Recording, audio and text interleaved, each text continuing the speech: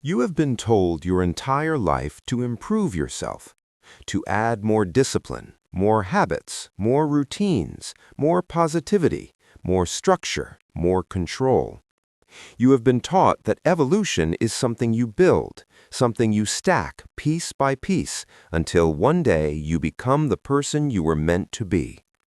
But what if that entire idea is wrong? What if the reason you feel stuck, the reason you keep circling the same problems, the same emotional patterns, the same internal resistance, is not because you haven't added enough, but because you have refused to remove what no longer belongs? Carl Jung spent his life studying transformation, not the performance of it, not the illusion of growth, but the real, uncomfortable process that changes a human being at their core. And what he discovered is something most people instinctively avoid.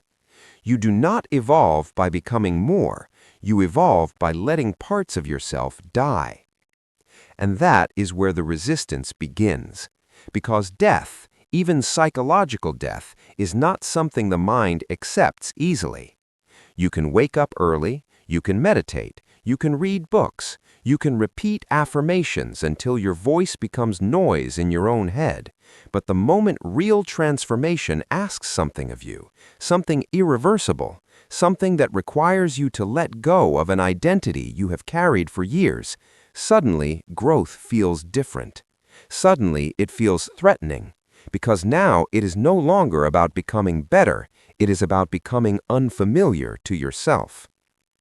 The first part of you that must die is the version of you that needs to be seen as good. Not kind, not grounded, not principled. Good. There is a difference, and it is a difference that quietly controls your entire life. Think about how many decisions you make, not because they are right for you, but because they protect an image.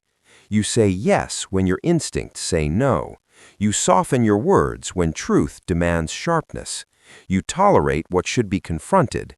You smile when something in you is quietly tightening. And you call this maturity. You call this emotional intelligence. But what it often is fear. Fear of disapproval. Fear of rejection. Fear of being misunderstood. Fear that if people saw the full range of who you are, not the curated version, not the controlled version, not the socially accepted version, they would step back. So you perform.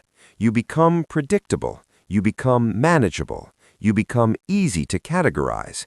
And in doing so, you become easy to control. Because the moment your identity is tied to being perceived a certain way, anyone who can threaten that perception has leverage over you. A look, a comment, a shift in tone, and suddenly your behavior adjusts, not consciously, automatically. This is what Jung described as the persona, the mask that becomes so familiar you forget you are wearing it.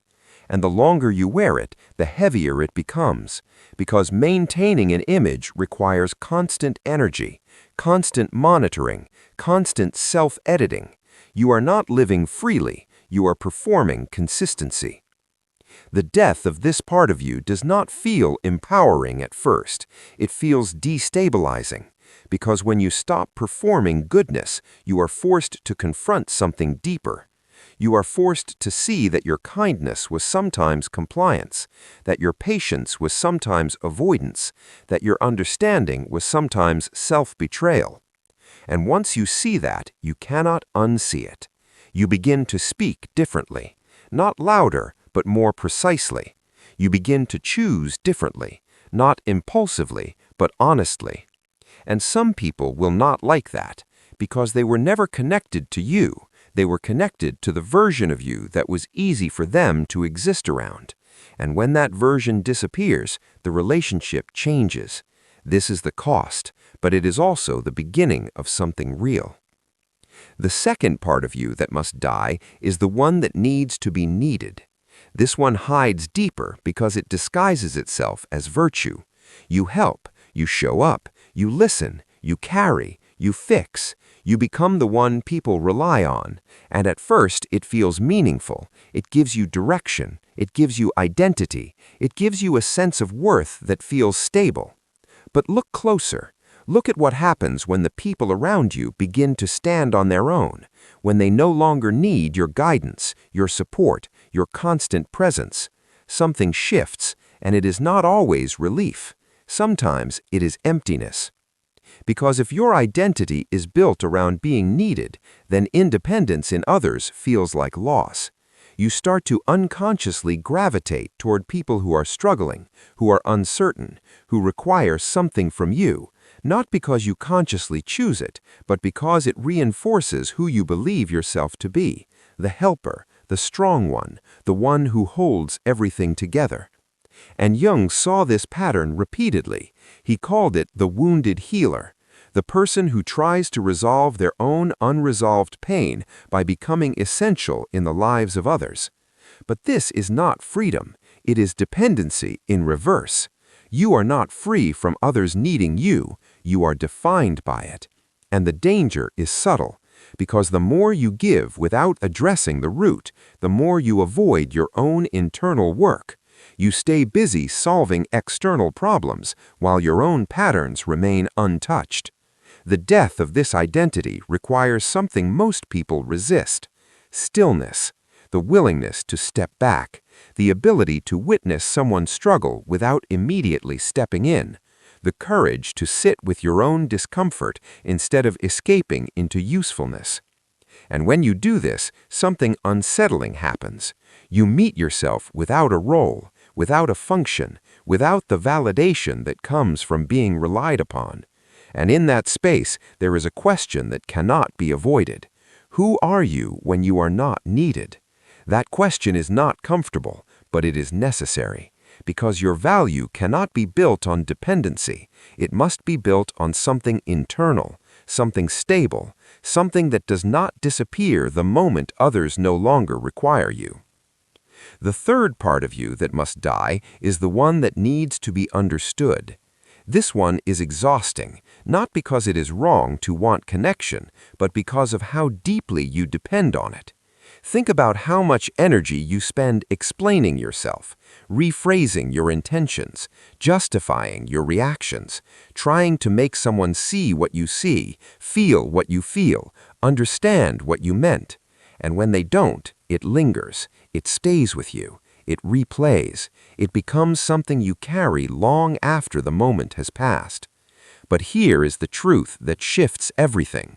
Most people will never fully understand you, not because they don't care, but because they cannot access your internal world the way you do.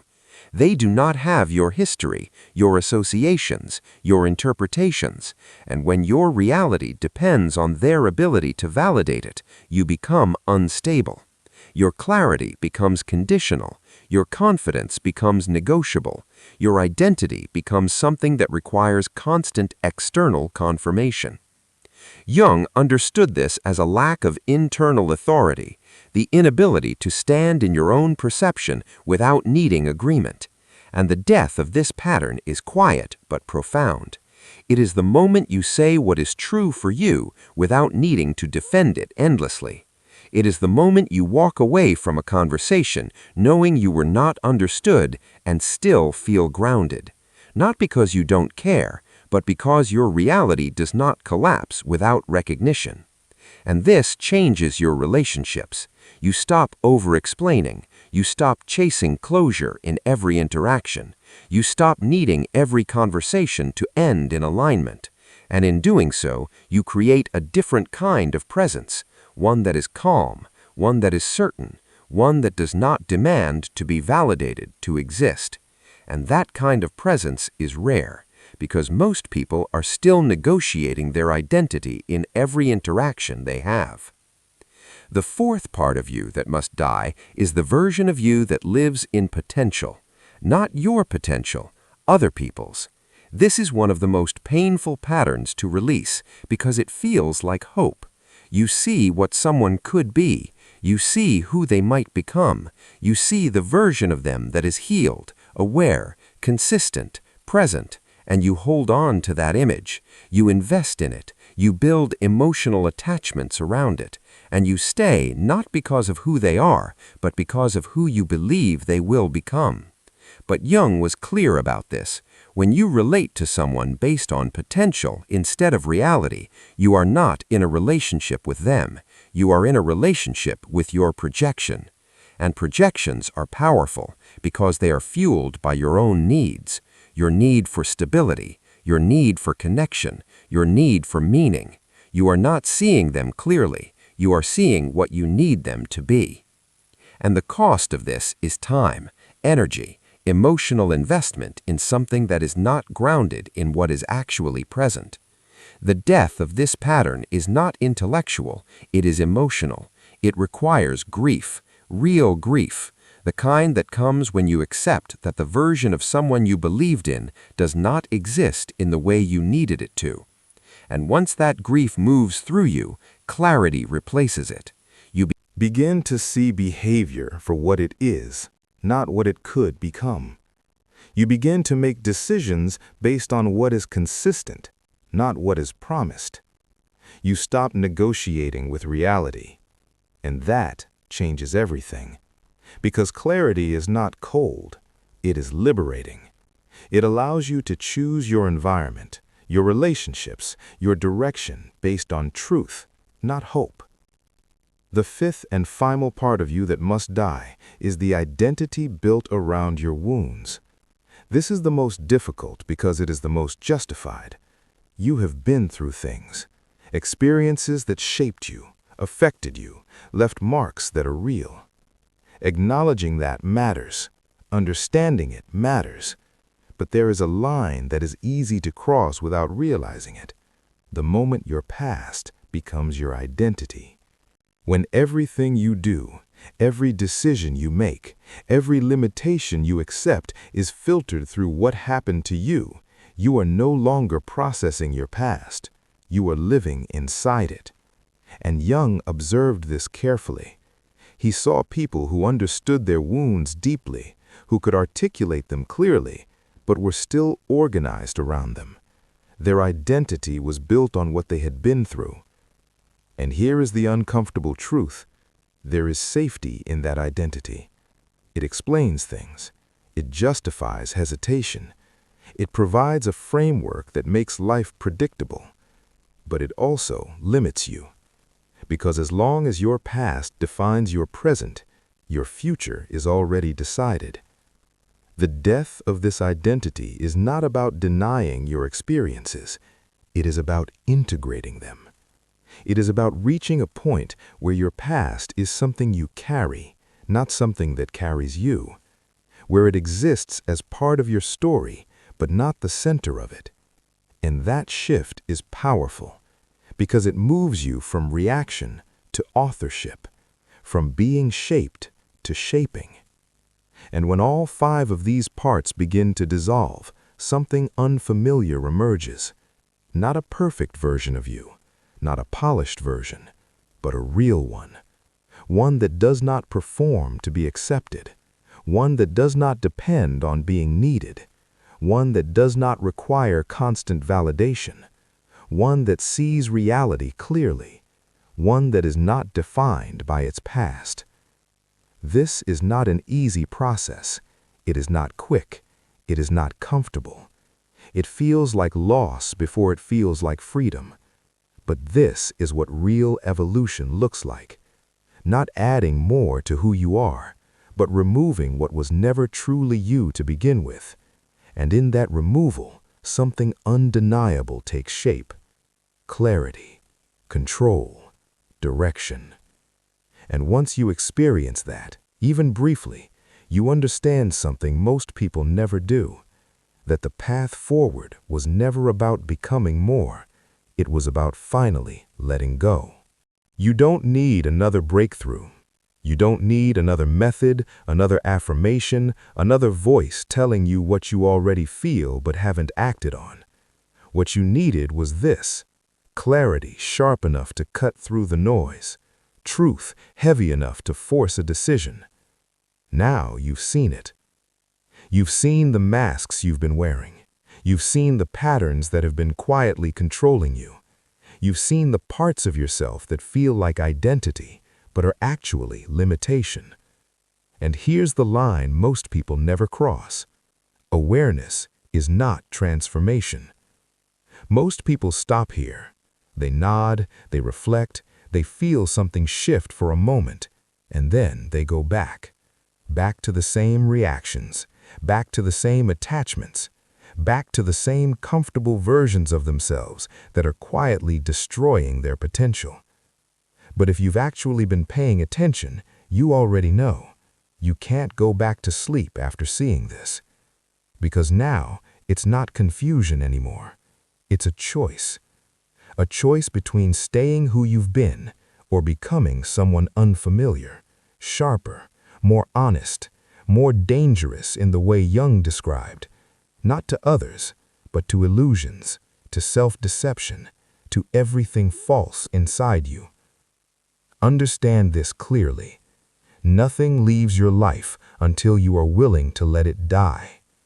Not slowly fade, not be managed, not be negotiated with. Die. The version of you that needs approval, the version that hides behind being good, the version that clings to wounds for identity, the version that waits to be understood before it moves, the version that sees potential instead of reality. All of it, gone. And what replaces it is not perfection. It's not some enlightened, flawless state. It's something far more powerful. It's truth. A version of you that doesn't need to perform. A mind that doesn't bend under pressure. A presence that isn't easily shaken, manipulated, or distracted. The kind of person who walks into a room and doesn't need validation because they are already anchored within themselves. That is what real evolution looks like. Not louder, not flashier, just unshakable. So here's the only question that matters now. Are you actually ready to let those parts of you die, or were you just looking for something to agree with? If this hits something real in you, don't just sit with it. Act on it. Like the video so you lock this moment in. Subscribe if you're serious about thinking differently than the average mind. And share this with someone who is still stuck performing a version of themselves they've already outgrown. Because most people will hear this and do nothing. But a few, very few, will take this seriously. And those are the ones who change everything.